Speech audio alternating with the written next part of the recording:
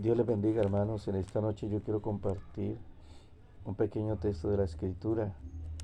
Este se encuentra en 1 Corintios, el capítulo 15, desde el verso 1 en adelante. Dice: Además os declaro, hermanos, el evangelio que os he predicado, el cual también recibisteis, en el cual también perseveráis, por el cual asimismo si retenéis la palabra que os he predicado, sois salvos si no creísteis en vano. Porque primeramente os he enseñado lo que asimismo recibí, que Cristo murió por nuestros pecados, conforme a las Escrituras, y que fue sepultado y que resucitó al tercer día, conforme a las Escrituras. De allí el apóstol Pablo, hermanos, sigue diciendo que se le apareció a Cefas, que también se le apareció a los 12, a más de 500 hermanos. Después dice a Jacobo, y por último dice el apóstol Pablo, dice que se le apareció a él. Hermanos, ¿dónde usted encuentra alguno de los apóstoles hablando del Evangelio, como este texto que es bien diciente, bien claro? Lo que el apóstol está diciendo a los hermanos de la primera iglesia, en su primera carta a la iglesia de los Corintios, les dice, les declara el Evangelio, el cual ellos recibieron, en el cual ellos perseveran. Y él les dice que si no creyeron en vano, serán salvos. Y les dice que ese evangelio él lo recibió. Y ese evangelio, él les dice, es que Cristo murió por nuestros pecados, que resucitó de los muertos, que murió por nuestros pecados, que fue sepultado y al tercer día resucitó de los muertos. Hermano, ¿por qué el apóstol Pablo no comienza hablando de el nacimiento de Cristo? ¿Por qué el apóstol Pablo no le habla a la iglesia de 1 Corintios acerca de la natividad o de la Navidad? ¿Usted dónde encuentra en cualquier carta de las que escribió el apóstol Pablo, de las dos que escribió el apóstol Pedro, de las tres que escribió el apóstol Juan, de la que escribió Santiago en Hebreos, en Romanos, en Gálatas, en Efesios, en Filipenses, en Colosenses, en Primera de Tesalonicenses, Segunda de Tesalonicenses, en el libro de los Hechos? A cualquiera de los discípulos, a cualquiera de los apóstoles hablando del nacimiento de Jesús. ¿Dónde usted encuentra, hermano, al mismo Jesucristo después de que comienza su ministerio, diciendo que hay que celebrar esta fiesta llamada Navidad? No, porque no era relevante. Esta es una fiesta pagana que nace, hermano, en la iglesia de Roma, porque se le rendía culto a una mujer que tenía un niño en los brazos, a la diosa Semiramis, y tenía en sus brazos a Tamuz. ¿Sabe por qué? Ellos no lo hicieron porque no era necesario. Porque lo importante, hermano, de la vida de Jesús no fue tanto su nacimiento. Muchos ángeles se presentaron ese día y trajeron buenas de gran gozo. Y muchos pastores se regocijaron al escuchar el nacimiento de Jesús. Pero no es relevante, lo más relevante es su muerte y su resurrección. Ya han hecho de eso una fiesta. Y cada vez que a alguna persona se le celebra el nacimiento, igual se le está celebrando el cumpleaños. Eso es lo que hacen, hermano. Y muchos cristianos ignorantes, muchos cristianos, hermanos, que no tienen conocimiento, se dejan arrastrar y participan de una cuestión diabólica, porque hasta aparece un gordo hijo del diablo llamado Papá Noel, gorros rojos, duendes y toda esta cochinada, árboles de Navidad, y cristianos participando de todo esto. Como dicen acá en la política en Colombia, ese es un mico que le metieron a la iglesia cristiana. Otro mico que le metieron a la iglesia cristiana fueron los diezmos.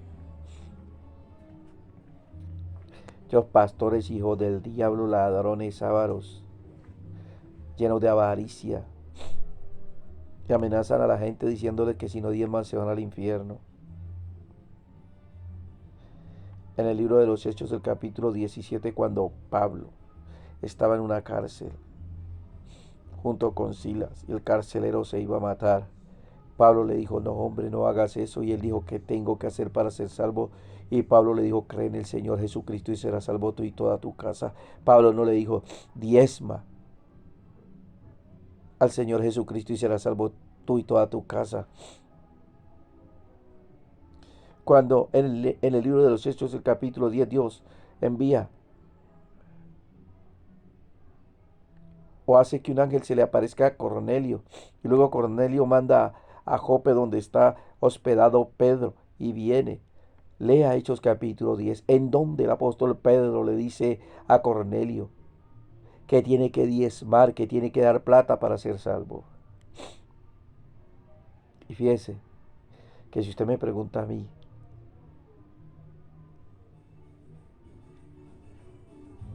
acerca del diezmo, yo le digo que es el diezmo. El diezmo es un principio de bendición para la iglesia, no una obligación. Es una obligación y era una obligación para los judíos, no para los gentiles.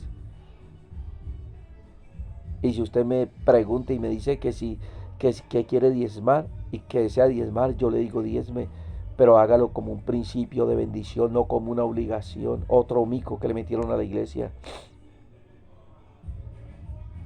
Y amenazan a los cristianos diciéndole que no van a ser salvos, sino diezman. Mentiras del infierno. El apóstol Pablo en 1 Corintios capítulo 6, verso 9 dice la palabra santa y bendita del Señor que Dios da semilla al que siembra y pan al que come. Y el apóstol Pablo dice que cada uno dé como propuso en su corazón.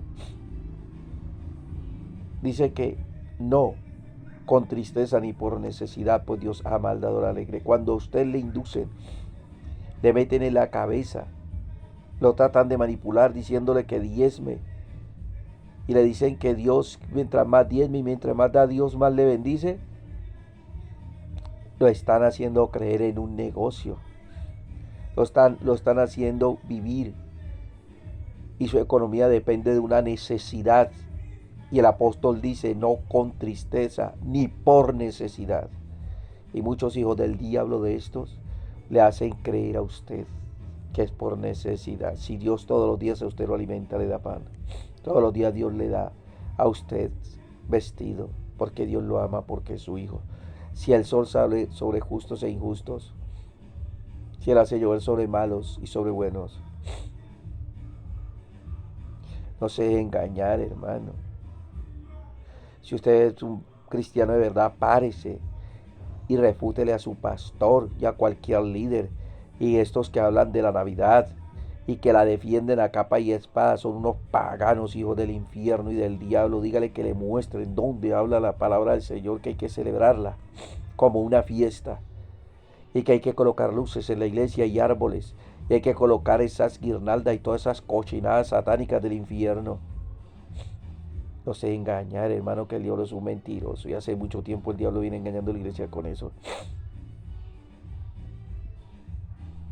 Y otros dicen, ay, que yo no sé qué tanto problema con la Navidad. Lo que pasa es que no saben cuál es el trasfondo de esa celebración.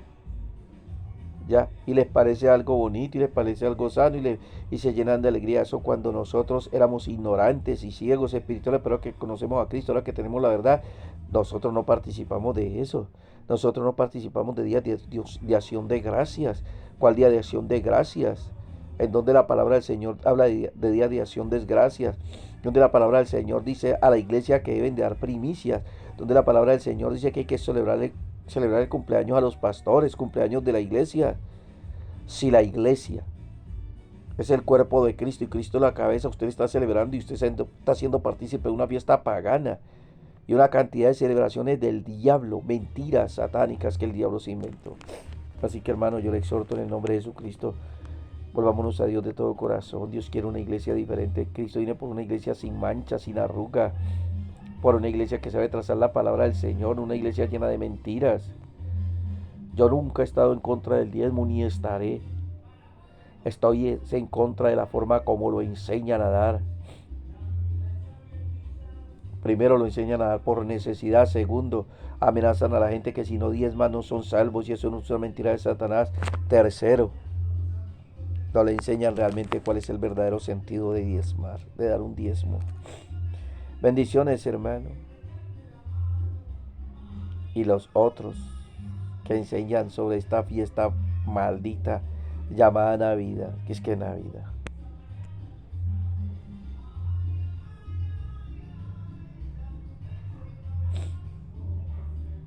Desde que Jesús nació, toda la vida de Jesús fue marcada por el dolor.